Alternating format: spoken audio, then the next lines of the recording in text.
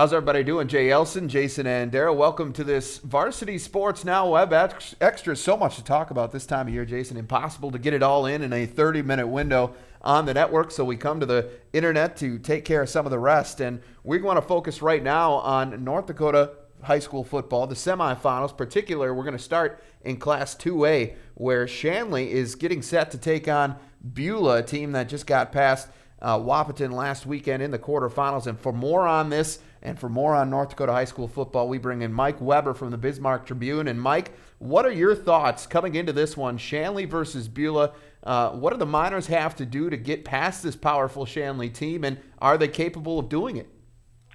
Well, I think they're capable of doing it. They do have the athletes and the resiliency, I guess you could say. A lot of these same kids played in the state boys basketball tournament and the state baseball tournament, and won those championships. And in some games, they had to come back from deficits. In the baseball game, the baseball tournament, for example, they were down to their last out, but they pushed across that winning run and wound up winning the game. And in the basketball tournament, they were down by 15. So there's a lot of big games. These kids have been playing in a lot of big games, and I think a lot of playoff football is just the pressure and just dealing with the pressure. Shanley's been there before. They've been to 3 straight state championship games, and Beulah hadn't won a playoff game since 2005. So last week, when I found out they were down by 15, I guess it didn't surprise me because Wahpeton is a good team. They're a playoff experienced team too. But then when they came back and won the game and just totally dominated, it just shows the character of the guys and also the talent that they have. I'm very impressed with Trevor Zocker, the quarterback. He's been there for 3 years. The running game is, they can grind it out with a running game and then hit you with a big play too. So they definitely have the athletes to get it done. Again, the question is, the defense, and can you stop Shanley? Shanley last week was down by 14 points, surprisingly, and then all of a sudden they just went on a tear and wound up winning 46-20.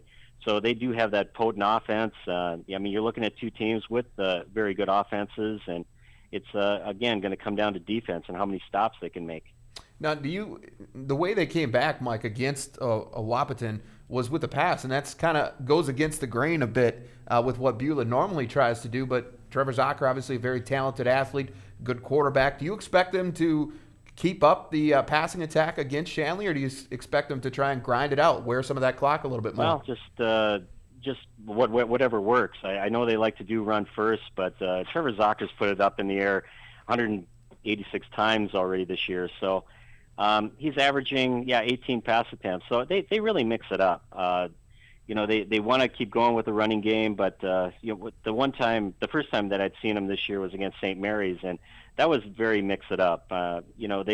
Everybody wants to try to establish the running game, and that's what they tried to do. But they're not afraid to mix it up. So I expect them to do the same thing.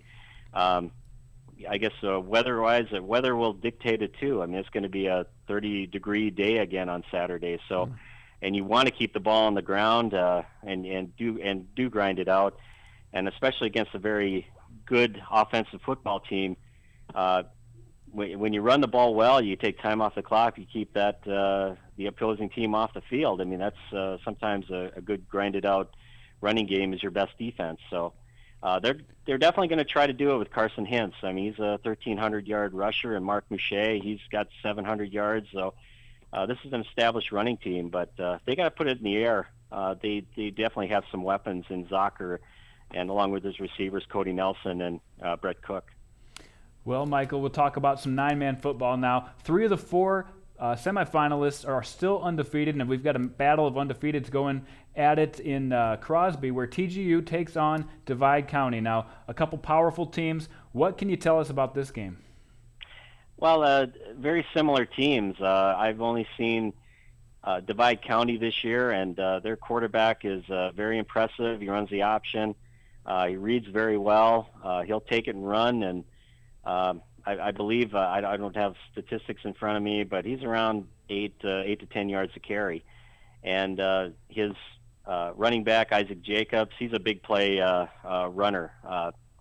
So they both have very big offensive lines. They both have very good quarterbacks. TGU's quarterback is Eli Luna, and again, just very similar teams. I mean, they're gonna ground and pound this game, and both quarterbacks can throw. I guess that could make a difference.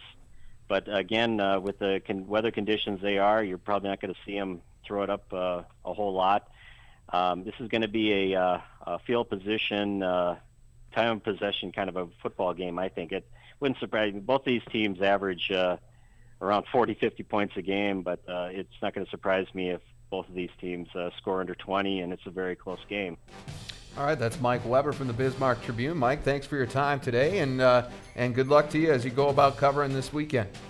Okay, thank you for having me on. All right, that is, again, Mike Weber from the Bismarck Tribune, and we set up semifinal weekend up there in North Dakota, and thanks for tuning in to this Varsity Sports Now Web Extra at midcoastsportsnet.com.